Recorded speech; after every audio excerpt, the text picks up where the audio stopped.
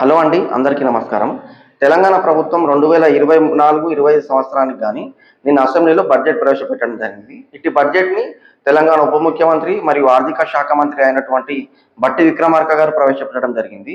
ఈ యొక్క బడ్జెట్‌లో గృహ నిర్మాణం కోసం కీలక ప్రకటన చేయడం జరిగింది. ప్రతి ఒక్కరికి ఒక సొంత ఇల్లు ఉండాలని చెప్పి కోరిక ఉంటుంది. ఈ కోరిక నెరవేర్చే విధంగా తెలంగాణ ప్రభుత్వం అడుగులేస్తున్నది.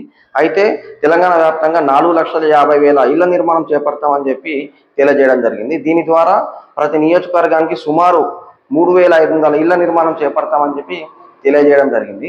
ఇటు ఇళ్ల నిర్మాణం వచ్చేసి 400 ఎస్ఎఫ్టీతో చేపడతామని చెప్పి తెలియజేయడం జరిగింది. ఒక వంటగది, ఒక టాయిలెట్ సౌకర్యంతో ఈ ఇంటి నిర్మాణం చేపడుతున్నారు. అలాగే ఒక ఇంటి మీద 5 లక్షల రూపాయలు నిర్మాణ వ్యయంగా తెలంగాణ ప్రభుత్వం ప్రకటించింది.